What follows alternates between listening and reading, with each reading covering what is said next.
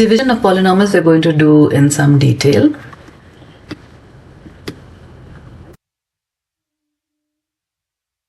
Okay, I'm going to take a few examples. So, divide x to the power of 4 plus x squared minus 2 by x minus 1. So the way we do this is by long division. I'm drawing out the long division sign. Now this value x to the power of 4 plus x squared minus 2, you'll notice that the x cubed term is missing here and the x term is missing here.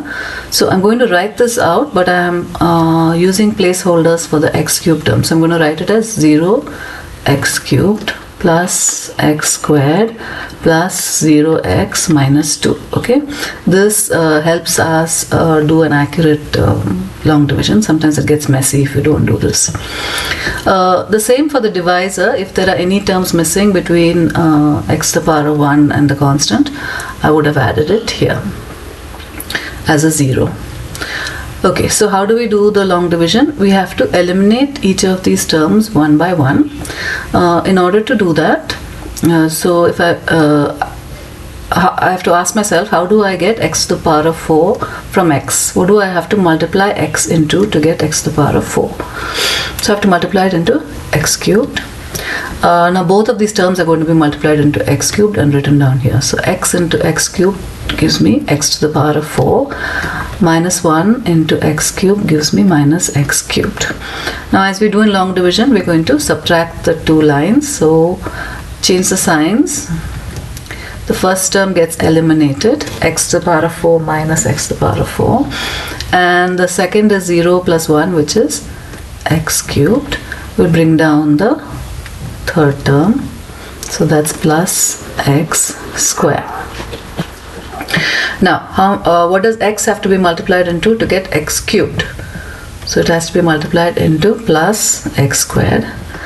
Now both of these terms get multiplied into that. So x cubed minus x squared. Once again, subtract by changing the signs. Eliminate the first one. And we're left with 1 and 1, which is 2x squared. Then we bring down the next term, that is plus 0x.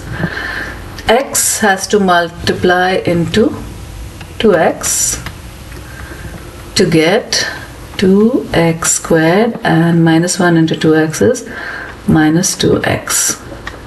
Change the signs, minus, plus, eliminate. This is 2x and bring down the last term, which is minus 2. Now x multiplies into plus 2 to get 2x. Multiply both terms into 2, so 2x minus 2. And we're left with a, change the signs, both get eliminated, remainder equal to 0. Now, if the remainder of a long division is 0, what it means is that x minus 1 is a factor of x to the power of 4 plus x squared minus 2. That's the only way you get a 0 remainder. If it wasn't a factor, there would be a remainder that would be something other than 0. Okay, now the next thing, which is pretty cool, is suppose your function x to the power of 4 plus x squared minus 2, let's call it p of x, is x to the power of 4 plus x squared minus 2. I've just copied it from here. Alright, now you take the factor x minus 1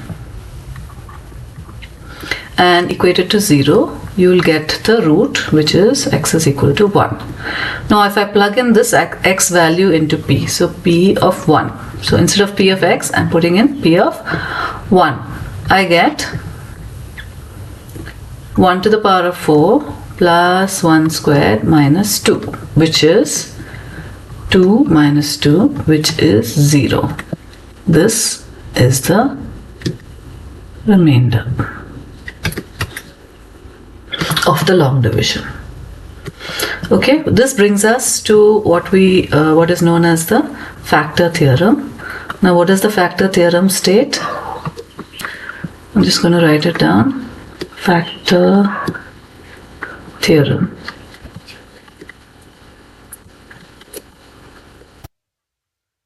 So the factor theorem says that if x minus a is a factor of some function f of x, then f of a is equal to 0, which is what we saw when we did the long division and applied the root 1 to p of x.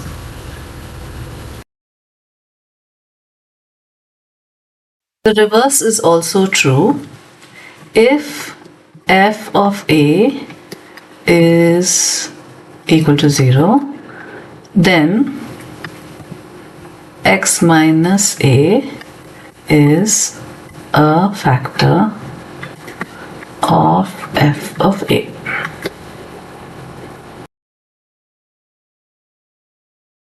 I'm going to take another example. Divide x cubed plus x squared minus 6x by x minus 2. So I'm drawing the long division symbol. X cubed plus x squared minus 6x, and there's a constant at the end. Since it's at the end, I'm not writing it, but if any of these powers of x had been missing, I would have replaced it with a 0. I'm writing the divisor here. X into x squared gives me x cubed and minus 2x squared. Change the sign, cancel out the first term. 2 and 1 is 3x squared minus 6x. X goes into plus 3x to give us 3x squared, and minus 2 into plus 3x is minus 6x. If I change the signs, both terms cancel and we have a remainder equal to 0. Once again, I'll show you how this works using the factor theorem. Since the remainder was 0, x minus 2 must be a factor. If p of x is equal to x cubed plus x squared minus 6x, if you plug in p equal to 2, because x minus 2, if you equate to 0, you get the root as 2. This gives us 2 cubed plus 2 squared minus 6 into 2. 2 cubed is 8 plus 4 minus 12, which is 0. That is the same as the remainder.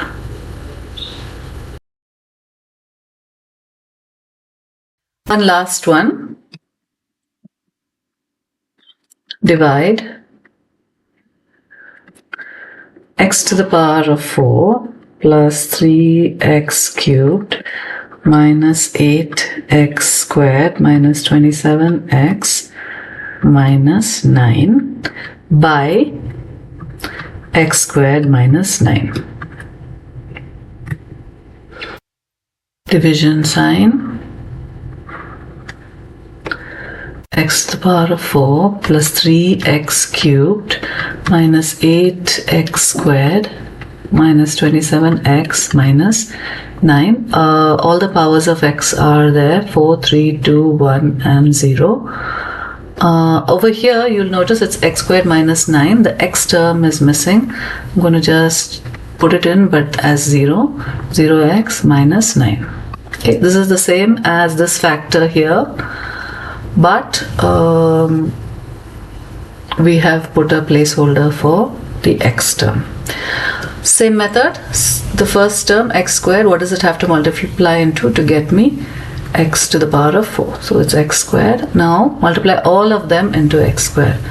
X to the power of 4 plus 0x cubed minus 9x squared. Change the signs because we're subtracting. The first term should cancel out. X cubed minus 3x cubed minus 0 is still 3x cubed, and plus 9 and minus 8 gives me plus x squared. Bring down the first of the term, so minus 27x. X goes 3x times to give us 3x cubed. 0 into 3 is 0. And 9 3s are 27, so minus 27x. Minus plus. Cancel. X squared. And here, these two cancel out. And then we bring down the minus 9. And this is 0. Okay, once again, x squared goes 1 time, so x squared into 1 gives me x squared, and 0 into 1 gives me 0x, and minus 9 into 1 gives me minus 9. Subtract, so change the signs, and everything cancels out. Remainder equal to 0. By the way, this is called the quotient. Here x squared minus 9 actually consists of two factors. They are x plus 3 and x minus 3. X plus 3 gives us an x value of minus 3, and x minus 3 gives us an x value of 3.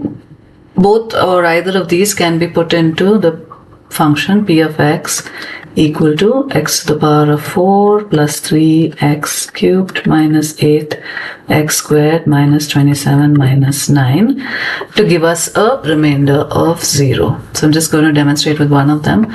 Let's say 3. So p of 3 is equal to 3 to the power of 4 plus 3 into 3 cubed minus 8 into 3 squared. This is 27x minus 27 into 3 minus 9.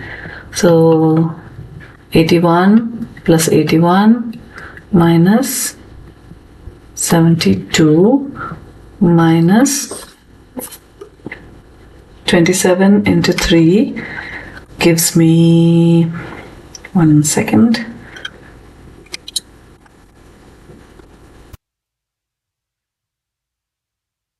81 again, minus 9. So I can cancel one of the 81s and the minus 81. Minus 72 minus 9 is 81, and the whole thing is 0, which is the remainder.